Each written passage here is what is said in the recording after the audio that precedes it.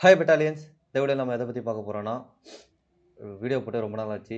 அதாவது இந்த வீடியோல நம்ம எத பத்தி பார்க்க போறோம்னா, நேஷனல் ரெசனன்ஸ் அதாவது இந்த மூவ்மெண்ட்ஸ்லாம் நடந்திருக்கும் பார்த்தீங்களா? ஸோ அந்த மூவ்மெண்ட்ஸ நம்ம இனிமே டெய்லி ஒரு ஒரு வீடியோவா பார்ப்போம். ஸோ இனிமே இதுவரைக்கும் நான் வந்து லேட் பண்ணிட்டேன். இந்த தீபாவளிக்கு அப்புறம் கொஞ்சம் அப்படியே உடம்பு சரியில்லாம கொஞ்சம் ஓட்டிட்டேன். இதுக்கப்புறம் நம்ம இந்த சேனல்ல டெய்லி வீடியோஸ் வரும். இதுக்கு நான் ப்ராமிஸ் பண்றேன். ஓகேங்களா? வாங்க ஸ்டார்ட் பண்ணுவோம். ஃபர்ஸ்ட் நம்ம எத பத்தி பார்க்க போறோம்னா, ஃபர்ஸ்ட் நேஷனல் ரெசிலன்ஸ்ல பெங்கால்ல நடந்த ரிஃபார்ம் மூவ்மெண்ட்ஸ பத்தி தான் பார்க்க போறோம். ஓகேங்களா? ஃபர்ஸ்ட் நேஷனல் மூவ்மெண்ட்ஸ்னா இதுதான். ஓகேங்களா? ஸ்டார்ட்டிங்ல ஆரம்பிச்சது இதுதான்.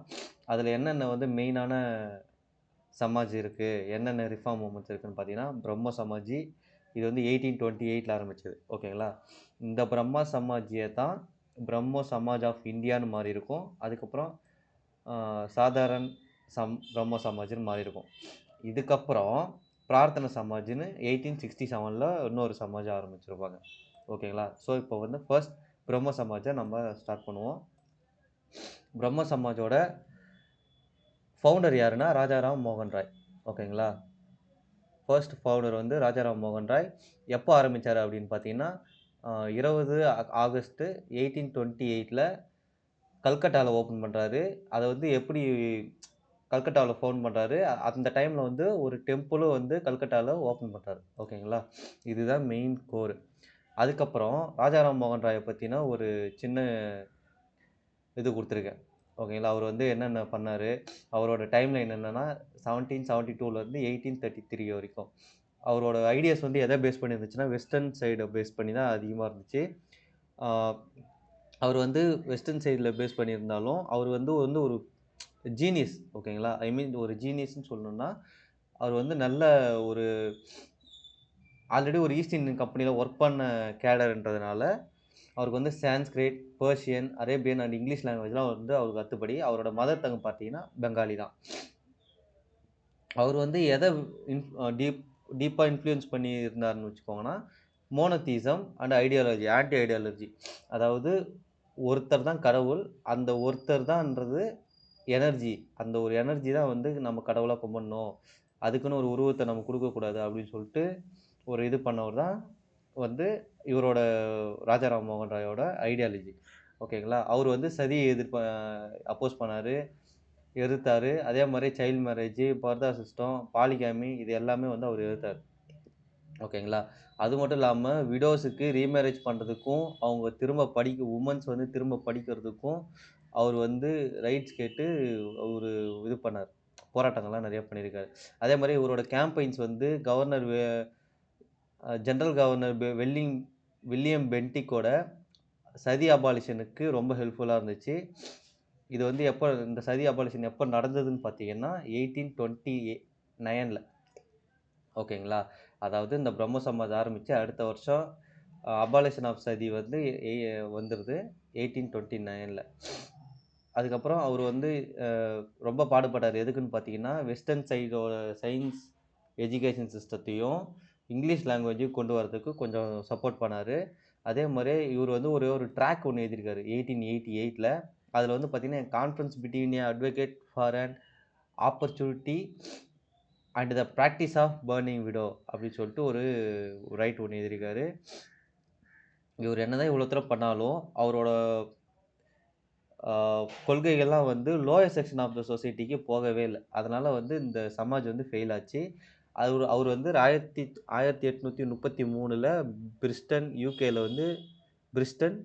யுகேல வந்து இறந்துட்டாரு. அவரு இறந்ததுக்கப்புறம் டேக் ஓவர் பண்ணது யாருன்னு பார்த்தீங்கன்னா, தேபேந்திரநாத் தாகூரு.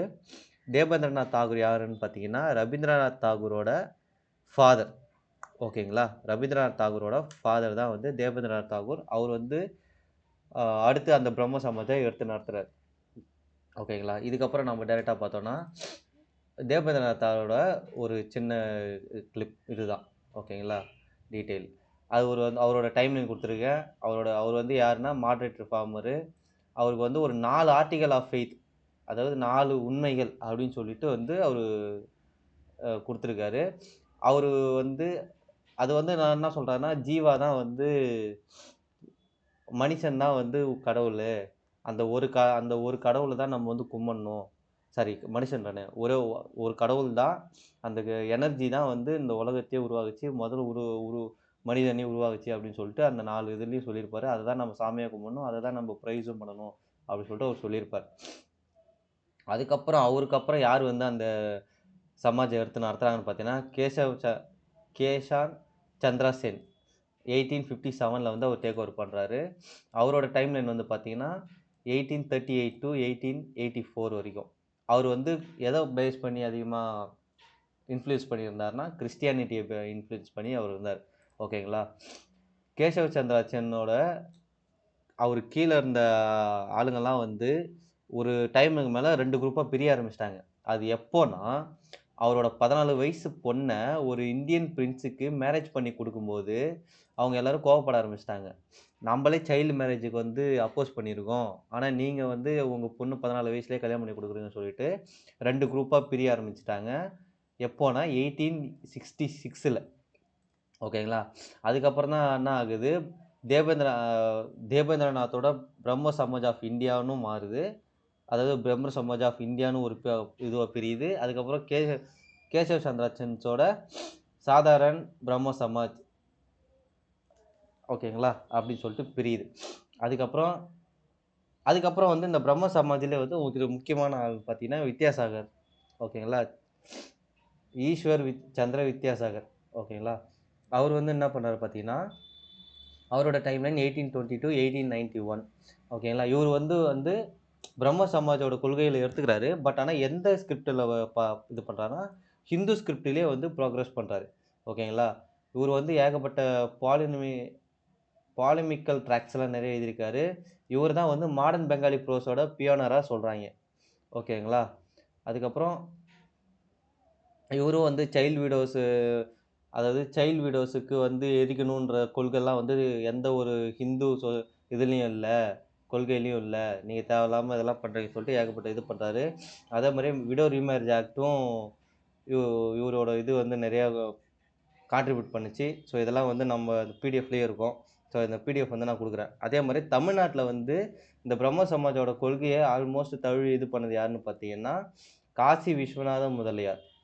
ஓகேங்களா? இந்த காசி விஸ்வநாத முதலியார் தான் பிரம்ம சமாஜோட கொள்கைய தமிழ்நாட்ல பரப்ப ஆரம்பிச்சாரு. இவரு வந்து இந்த தமிழ்நாட்ல வந்து பிரம்ம சமாஜ நாடகம் அப்படின்னு சொல்லிட்டு ஒரு ப்ளே எழுதியிருக்காரு. அது வந்து இந்த பிரம்ம சமாஜோட ஐடியாஸ்லாம் வந்து ஒரு நாடகமா இது பண்ணி நடத்தியிருக்காங்க. ஓகேங்களா? அதுக்கப்புறம் அதே மாரியே தமிழ் ஜர்னல் வந்து 1868ல ஒண்ணு வருது. அதுல வந்து தத்துவ போதினி அப்படின்னு சொல்லிட்டு, அ அது வந்து இந்த Tattvabodhini was the started for the cause of the Brahmo Samaj. So இந்த பிரம்ம சமாஜ் உருவாகுனதுக்கு முக்கிய காரணமா இந்த தத்துவ போதினி அப்படின்ற ஒரு ஜர்னல் வந்து முக்கியமா இருந்தது. ஓகேங்களா? ஸோ இதெல்லாம் வந்து ஒரு கோர் ஐடியா. ஓகே. இதுதான் வந்து மெயினான கோர் ஐடியாஸ். ஸோ இத வந்து நம்ம பார்த்துருக்கலாம். அதுக்கப்புறம் வந்து பார்த்தீங்கன்னா, என்னதான் இது வந்து பெருசா கொண்டு வந்திருந்தாலும், அதுக்குள்ள இருக்க அந்த பெங்காலி சொசைட்டிக்குள்ளேயே இருக்க ஹிந்து தர்ம சபான்ற ஒரு ஆர்த்தடாக்ஸ் எலமெண்ட்ஸ்லாம் வந்து என்ன பண்ண ஆரம்பிச்சுட்டாங்க, இத அப்போஸ் பண்ண ஆரம்பிச்சுட்டாங்க. ஸோ அதனால வந்து இந்த சமாஜ் வந்து ஃபெயில் ஆயிடுச்சு. அதுக்கப்புறம் தான் வராங்க இந்த பிரார்த்தனா சமாஜ். ஓகேங்களா? இதோட ஃபவுண்டர் யாருன்னு பார்த்தீங்கன்னா, பாண்டுரங். அட்மராம் பாண்டுரங். ஓகேங்களா? இது வந்து எங்க ஃபவுண்ட் பண்றாங்க, எப்போ ஃபவுண்ட் பண்றாங்கன்னு பார்த்தீங்கன்னா, பாம்பேல 1867ல 1867ல ஃபவுண்ட் பண்றாங்க. இதோட 2 கோர் மெம்பர் பார்த்தீங்கன்னா, அதாவது எல்லா வேலைகளையும் செய்ற ஒரு கோர் மெம்பர் பார்த்தீங்க அப்படின்னா, ஆ ஆர்.சி. பந்தர்கர். ஓகேங்களா? ஆர்.சி. பந்தர்கரும், ராணேடும் தான். எம்.ஜி. ராணேட். ஓகேங்களா? இவங்க 2 பேர் தான் வந்து நெறைய ஆக்டிவிட்டீஸ் பண்றாங்க அந்த சமாஜ்ல. பிரார்த்தனா சமாஜ்ல. இவங்க 2 பேர்னால தான் இந்த பிரார்த்தனா சமாஜே அதிகமா தெரியுது. ஓகேங்களா? ஸோ இந்த பிரார்த்தனா சமாஜோட கொள்கை அப்படி என்னன்னு பார்த்தீங்கன்னா, வந்து inter caste dining, inter caste marriage, widow remarriage and improvement of woman and depressed class. So இவங்க தாழ்த்தப்பட்டவங்களுக்கான கொள்கைகளையும், வுமனுக்கான வாழ்க்கை தரத்தையும் உயர்த்துறதுக்காகவும், விடோ ரீமேரேஜ் கொண்டு வரதுக்காகவும், இன்டர் காஸ்டிங், ஓகேங்களா? இன்டர் காஸ்ட்ல மேரேஜ் பண்றதுக்காகட்டும், ஒண்ணா உட்காந்து சாப்பிடணுன்ற கான்செப்ட்ட கொண்டு வரதுக்காகவும் இவங்க ரொம்ப பாடுபட்டாங்க. ஸோ இதில் வந்து முக்கியமான ஆள் யாருன்னு வந்து பார்த்தீங்கன்னா எம்ஜி ராணேட் தான். இந்த ராணேடை வந்து ஒரு முக்கியமான ஆள், ஓகேங்களா. இதை வந்து நம்ம கண்டிப்பாக படிச்சாகணும். அவர் வந்து ஒரு 3 இதுக்கு வந்து ஃபவுண்டராக இருந்திருக்காரு. 3 அசோசியேஷனுக்கு வந்து ஃபவுண்டராக இருந்திருக்காரு. அதோட பேர் என்னன்னு பார்த்தீங்கன்னா விடோ மேரேஜ் அசோசியேஷன். எப்போ ஆரம்பிச்சதுன்னா 1861ல். அதுக்கப்புறம் பூன சர்வஜனிக் சபா அப்படின்னு சொல்லிட்டு 1870ல் ஒரு அசோசியேஷன் இருக்குது. அதுக்கப்புறம் டக்கான் எஜுகேஷன் சொசைட்டிக்கும் 1884ல் அவர் வந்து ஃபவுண்டராக இருந்திருக்காரு. ஸோ இந்த 3 இதையும் அவர் தான் ஃபவுண்ட் பண்ணியிருக்காரு. இதோட டைம்லைன் ரொம்ப முக்கியம். டைம்லைன் பார்த்துக்கோங்க. இதை யார் ஃபவுண்ட் பண்ணதுன்றதை தெளிவாக பார்த்துக்கோங்க. எனக்கு 3மே வந்து கொஷினாக ஆல்ரெடி கேட்கப்பட்டிருக்கு. குரூப் 1, குரூப் 2 அண்ட் எஸ்ஐலேயே சரி. ஸோ இது வந்து முக்கியமாக பார்த்துக்கோங்க. ஸோ இந்த பெங்காலோட ரிஃபார்மை பொறுத்த வரைக்கும் 2 ரிஃபார்ம் தான். பிரம்ம சமாஜ், பிரார்த்தன சமாஜ், ஓகேங்களா. இப்போ பிரம்ம சமாஜில் ஒரு ஓவரால் வியூவாக பார்த்தோன்னு வச்சுக்கோங்களேன். இதை வந்து பிரம்ம சமாஜை யார் எடுத்து ஃபவுண்ட் பண்ணுறாங்க பார்த்தீங்கன்னா ராஜாராம் மோகன் ராய். அதுக்கப்புறம் அவருக்கு அடுத்து யார் வராங்கன்னு பார்த்தீங்கன்னா தேபேந்திரநாத் தாகூர், ஓகேங்களா. தேபேந்திரநாத் தாகூருக்கு அப்புறம் சந்திரசேன் வராரு. அதுக்கப்புறம் தான் வந்து யார் வராருன்னா வித்யாசாகர் வராரு. அந்த வித்யாசாகருக்கு அப்புறம் தான் வந்து இந்த பிரார்த்தன சமாஜ் வருது. பிரார்த்தன சமாஜில் யார் முக்கியமான ஆள் ஃபவுண்ட் பண்ணது பார்த்தீங்கன்னா பாண்டுரங்கு. பாண்டுரங்கோட டீமில் 2 பேர் முக்கியமானவங்க இருக்காங்க. பந்தர்கர் ஒருத்தவர், இன்னொருத்தவர் ராணேடு. இதில் முக்கியமானது வந்து ராணேட் தான். ராணேட் வந்து ஒரு 3 அசோசியேஷன் இது பண்ணியிருக்காரு, ஃபவுண்ட் பண்ணியிருக்காரு. அதோட பேர் என்னென்னு பார்த்தீங்கன்னா widow marriage association, Poona Sarvajanik Sabha and Deccan education society. So இதோட டைம்லைன்லாம் மட்டும் கொஞ்சம் தெளிவாக பார்த்துக்கோங்க. இதோட கோர் கான்செப்ட் இதுதான். நீங்கள் பேசிக்காக இந்த அளவு படித்தாலே போதும். ஸோ இப்படி தான் நம்ம படிக்கணும். நான் வந்து இந்த நோட்ஸ் வந்து 10th புக்கையும் 11th புக்கையும் கம்பைன் பண்ணி தான் கொடுத்துருக்கேன், ஓகேங்களா. அதில் இருக்க டேட்டாஸும் இதில் இருக்க டேட்டாஸும் ஆல்மோஸ்ட் கொஞ்சம் ஈக்குவலாக இருந்துச்சு. ஸோ அது எல்லாமே வந்து ஒரு கம்ப்ரஸ் பண்ணி தான் கொடுத்துருக்கேன்.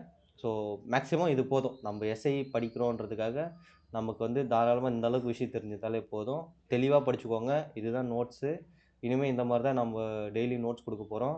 அடுத்து வந்து ஹிந்து ரிவலைசேஷன்லாம் வந்து பார்ப்போம். அது இந்த நேஷ்னல் ரிசைலன்ஸ்லேயே வந்து ஹிந்து ரிவைவலிசம் இதெல்லாம் வந்து பார்க்கணும். இதுக்கப்புறம் இது மாதிரி இருக்க ஒட்டுமொத்த இதையும் பார்த்துட்டு நம்ம ஒரு சப்ஜெக்டாக பார்த்துட்டே போவோம். இனிமேல் டெய்லி நம்மளோட சேனலில் வீடியோஸ் இருக்கும். ஸோ மறக்காமல் நம்மளை ஃபாலோ பண்ணுங்கள். எஸ், அடுத்த எஸ்ஐ நாம தான்.